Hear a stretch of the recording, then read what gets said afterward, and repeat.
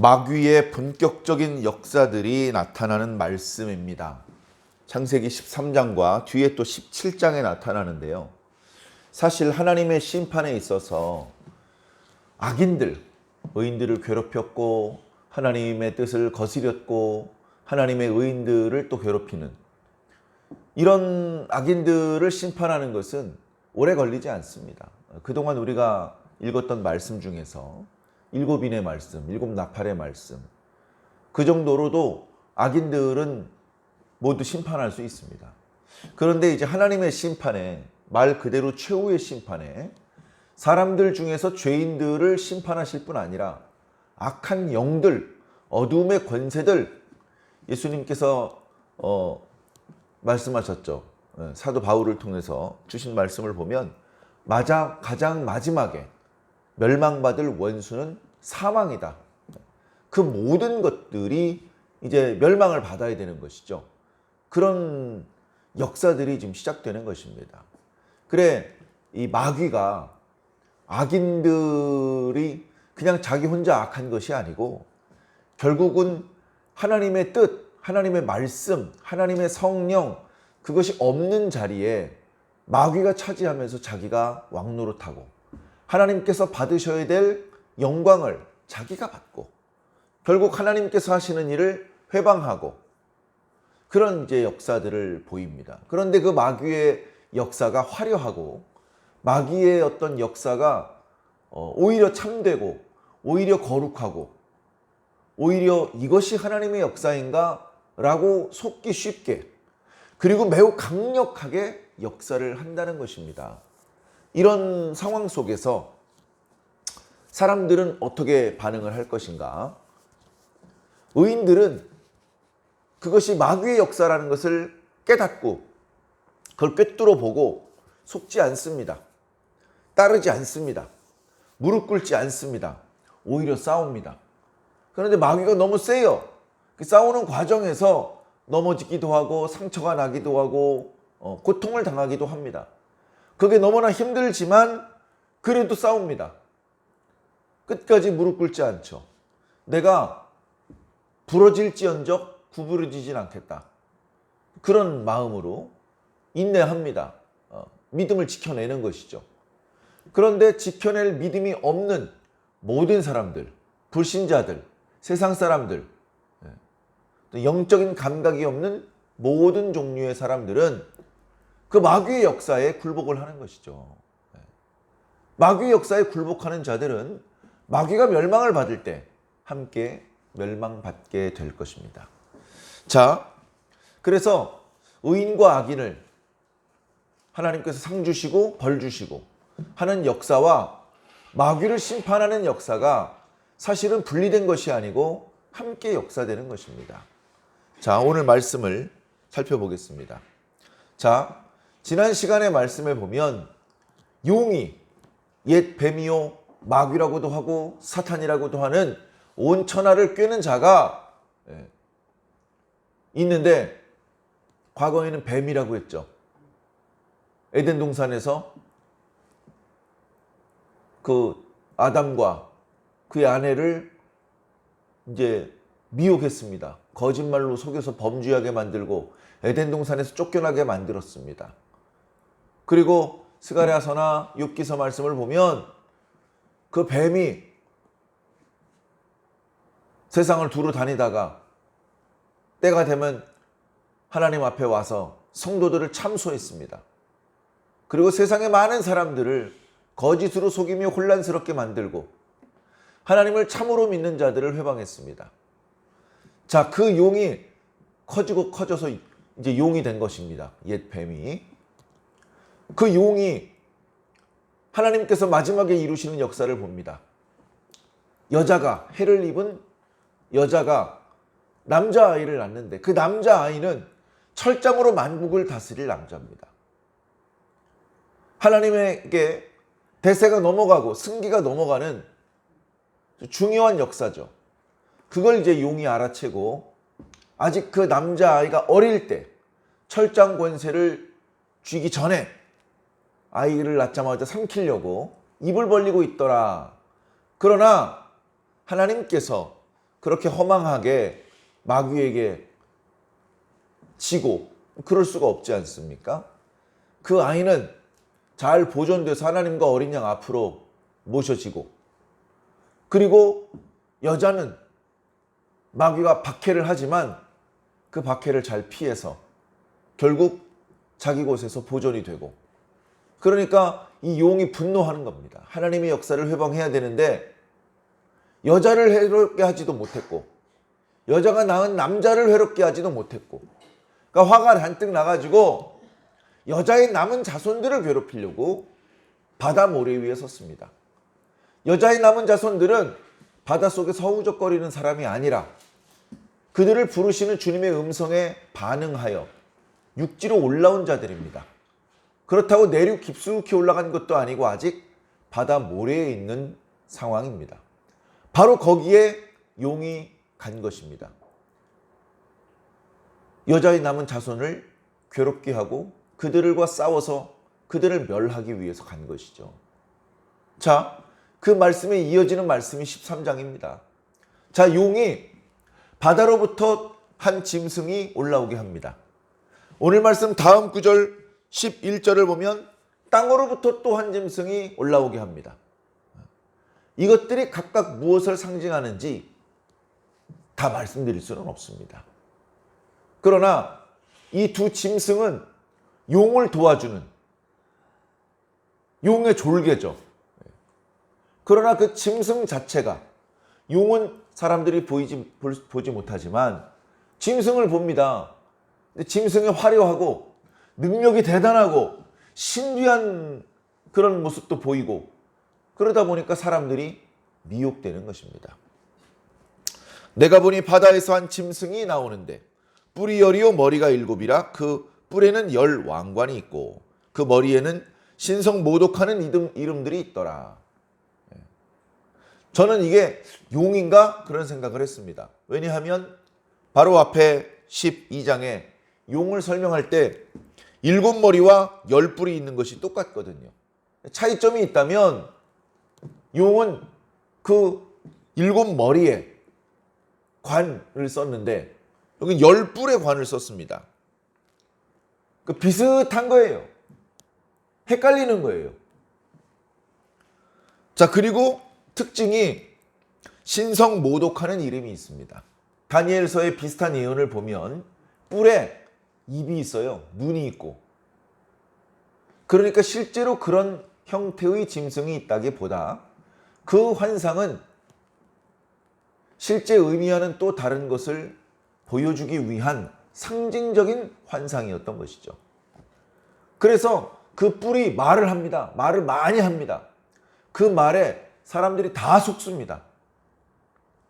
그런데 그 말이 옳은 말이 아니야.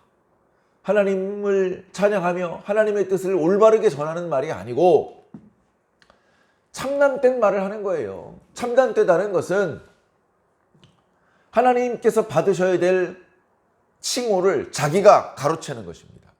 자기가 신이고 신의 아들이고 자기가 거룩한 자고 자기가 전능한 자고 그런 아무데나 갖다 붙일 수 없는 호칭을 자기에게 가르치고 실제 하나님은 욕하는 그런 모양새를 가리켜 참남되다라고 말하는 것입니다. 신성 모독을 한다.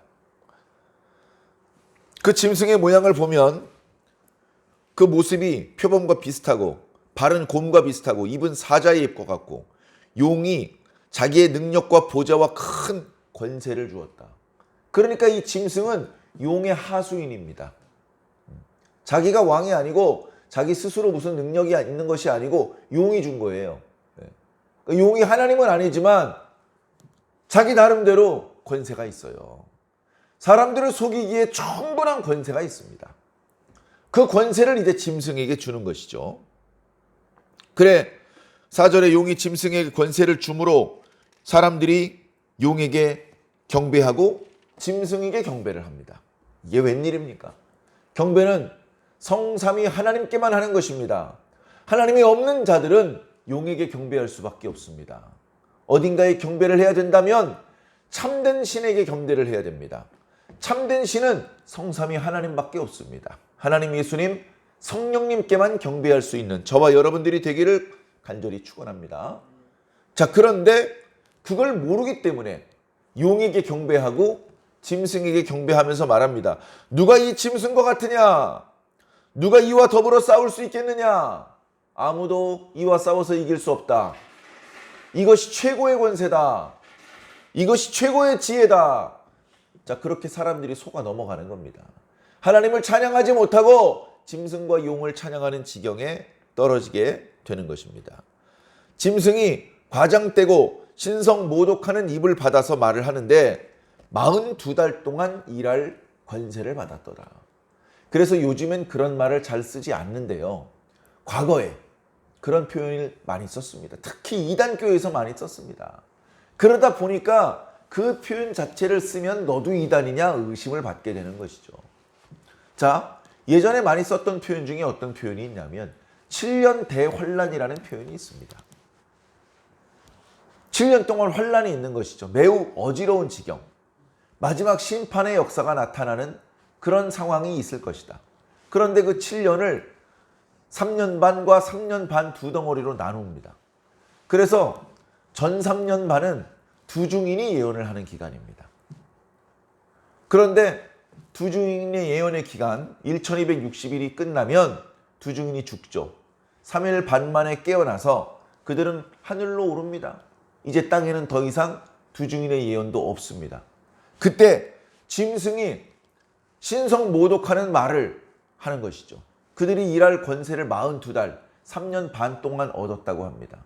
그래서 하나님께서 당신의 종을 통해서 주셨던 말씀을 명심하지 않고 그 말씀을 굳게 지키고 있지 못하면 다 잃어버리고 빼앗겨버리고 마귀의 거짓말과 구별을 못하게 되고 결국 거짓에 속아서 하나님이 아니라 용과 짐승에게 경배를 하는 그런 지경에 떨어질 수밖에 없는 것입니다.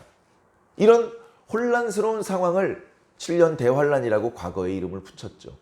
그런데 이제 요즘에 그런 말을 잘 안 쓰는 것은 워낙 이단들이 그런 표현을 많이 썼기 때문이고, 그리고 이제 요한계시록에 그런 1260일이니 또는 42달이니 하는 표현이 있지만 그 표현이 구체적으로 무엇을 의미하는지 시대마다 해석을 달리하기 때문에 굳이 그런 표현을 쓰지 않는 것입니다. 분명한 것은 엄청난 혼란이 있다는 것입니다. 혼돈의 상황이 있다는 것입니다. 무엇이 참이고 무엇이 거짓인지, 무엇이 선이고 무엇이 악인지 분별하기 어려운 시대가 온다는 것입니다. 누구나 다 진리를 가지고 있는 것인데 여기저기 교회가 있고 이곳저곳에서 주의 종들이 하나님의 말씀을 선포하고는 있지만, 그러나 매우 혼란스러운 상황이 온다. 그 상황에 한때 의인이었던 사람들 중에 많이 속아 넘어지고 악인이 되고 그런 일들도 발생할 수 있다. 참 두렵고 참 곤란한 말씀이죠. 자, 그럼에도 불구하고 누군가는 끝까지 남아서 신앙의 정절을 지키고 하나님 앞에 참된 신앙인이라는 인정을 받고 결국 예정되어 있는 구원과 축복, 칭찬과 위로를 받는다라는 말씀이 반복적으로 기록되고 있는 것입니다. 자, 그래서 6절에 짐승이 입을 벌려 하나님을 향하여 비방하되 그의 이름과 또 하늘에 사는 자들을 비방하더라. 결국 지금까지 선포된 주의 복음, 지금까지 일하는 주의 영들의 모든 활동들을 부정하고 이제 그들은 틀렸다. 그들의 시대는 지나갔다. 이렇게 해서 사람들의 관심과 이목을 자신이 독차지하는 것이죠. 또 권세를 받아 성도들과 싸워 이기게 되고, 원래 이거 하려고 바다 모래 위에 섰잖아요. 여자의 남은 자손과 싸우려고 바다 모래 위에 섰잖아요. 그래 싸움을 벌이는데 자기가 직접 나서지 않고 짐승을 통해서 성도들과 싸우게 합니다. 더러 성도들이 집니다. 졌다고 해서 무릎을 꿇고 졌다고 해서 예수 부인하고 용에게 경배를 했다는 뜻이 아니고 마귀와 싸워서 이길 수가 없기 때문에 순교를 당하는 경우도 있습니다. 옥에 갇히는 경우도 있습니다. 때리면 맞아야 됩니다. 그런 어려운 지경에 떨어진다는 말씀입니다. 그래서 그들이 그 짐승이 성도들과 싸워 이기게 되고 또 각 족속과 백성과 방언과 나라들 중에서 주님을 믿지 않는 성도가 아닌 자들을 다스리는 권세를 받게 된다. 그러니까 우리가 복음에 대한 온전한 믿음이 없으면, 복음에 대한 올바른 지식의 정립과 굳건한 믿음이 없으면 예외 없이 짐승의 지배를 받게 될 것이다. 8절에 죽임당한 어린 양의 생명책에 창세 이후로 이름이 기록되지 못하고 이 땅에 사는 자들, 바로 불신자들, 온전하지 못한 신앙인들입니다. 구원을 받기 위해서 먼저 교회에 출석하고 말씀을 들으면서 기도 생활, 헌금 생활, 봉사 생활 하면서 그렇게 신앙을 시작하는 수밖에 없지만 교회의 이름이 등록되어 있다고 생명책에 이름이 기록된 것은 아닙니다. 더 높은 수준의 도덕성과 영적인 순결함, 참된 믿음이 필요한 것입니다. 그래서 하나님께서는 조금 믿으면 무조건 구원을 주신다기보다 그 믿음이 더욱 온전해지기 위해서 하나님께서 양육하시고 때로는 연단하시는 과정이 필요한다는 것입니다. 그래서 시험하십니다. 그 믿음이 온전한지 온전치 않은지 테스트를 해보시는 경우도 많이 있다는 것입니다. 그렇게 해서 합격 점수를 받지 못하면 생명책에 이름이 기록되었다고 장담할 수 없는 것이죠. 거기 기록되지 못한 자들은 용 앞에 가서 굽신거리게 된다는 말씀입니다. 그렇기 때문에 9절에 누구든지 귀 있는 자들은 들을지어다. 귀 있는 자들은 성령이 교회들에게 하시는 말씀을 들을지어다. 예수님께서도 듣는 자는 깨달을진저 그런 말씀을 하시지 않았습니까? 듣고 있다고 다 듣는 게 아니고 읽고 있다고 다 읽는 것이 아니기 때문에 그렇습니다. 영적으로 깨어 있어야 됩니다. 졸고 있는 게 아니더라도 자신의 정신을 일깨워서 다시 말씀을 읽어보시고 다시 말씀을 귀담아 들으셔야 됩니다. 듣고 또 들으셔야 됩니다. 사로잡힐 자는 사로잡혀갈 것입니다. 나는 사로잡히지도 않고 아무것도 안 당하고 털끝 하나 상하지 않고 잘 보존되었다가 천국에 들어가야지. 아마 그건 좀 어려울 수도 있습니다. 사로잡힐 자는 사로잡혀갈 것이고 칼에 죽을 자는 마땅히 칼에 죽을 것이니 성도들의 인내와 믿음이 여기 있느니라. 성도들이 인내해야 될 상황이 바로 이 상황이다. 성도들의 믿음이 검증되는 상황이 바로 이 상황이다. 이런 검증의 과정이 없어도 믿는 사람은 믿는 사람인데 고난의 과정을 통해서 하나님께서는 성도들의 믿음을 검증해 보신다. 하나님, 왜 믿지 못하시고 그렇게 검증해 보십니까? 하나님께 원망할 수 있습니까? 하나님 그렇게 하지 마십시오 할 수 있습니까? 하나님의 주권을 누가 감히 침범할 수 있겠습니까? 주님께서는 예전부터 그렇게 해오셨고 앞으로도 그렇게 하실 것입니다. 어떤 모양으로 우리들의 믿음이 참됨을 달아보실지라도 우리는 우리들의 믿음의 온전함을 증명해 보일 수 있어야 됩니다. 어금니를 깨물어야 되는 상황이 있을 수 있다는 것이죠. 인내가 필요하다는 것입니다. 반짝 믿는 척하는 건 쉬워요. 진짜 믿는 사람과 믿는 척하는 사람은 고난의 과정이 지나가면 단박에 드러납니다. 끝까지 어금니 깨물고 견디는 자와 이내 뜨거워하고 도망가는 자들이 구별되는 것이죠. 알곡이 소중하다고 가라지까지 곡간에 넣을 수는 없지 않습니까? 알곡에게도 괴로운 시간이 되겠지만 키질하는 과정이 필요한 것입니다. 그 과정을 통해서 알곡과 가라지가 갈라지는 것이죠. 그래서 어쩌면 용이 짐승을 불러서 권세를 주고 성도들을 괴롭게 하고 세상을 혼란스럽게 하는 것조차 하나님이 힘이 빠져서 어쩔 수 없이 마귀에게 잠깐 밀린 것이 아니라 의도적으로 하나님께서 한시적으로 마귀에게 일할 수 있는 기간과 권세를 주시는 겁니다. 하나님의 허용 범위 내에서, 하나님의 통제 범위 내에서 마귀가 지가 왕인 줄 알고 왕 노릇하는 것이죠. 그러나 마귀도 압니다. 자기 때가 얼마 남지 않았다는 것을. 마지막에 죽을 똥을 싸고 있는 것이죠. 그러나 그 역사 가운데 많은 사람이 넘어지겠지만 결국 마귀는 승리하지 못합니다. 예수님께서 승리하실 것이고 교회가 승리할 것이고 성도가 승리할 것입니다. 사랑하는 성도 여러분, 지금도 혼란스럽지만 더 혼란스러운 일이 나타나더라도 흔들리지 말고 우리를 부르신 주님을 바라보시기 바랍니다. 우리를 부르신 주님의 음성에 집중하시기 바랍니다. 계속해서 우리를 이끄시는 대로 따르시기 바랍니다. 우리에게 주셨던 말씀을 굳게 지키시고 인내로 우리들의 믿음을 굳건하게 지켜내시기를 바랍니다. 마지막까지 승리하는 최후의 승리자로 하나님의 구원에 참여하시기를 예수님 이름으로 간절히 축원합니다. 아멘.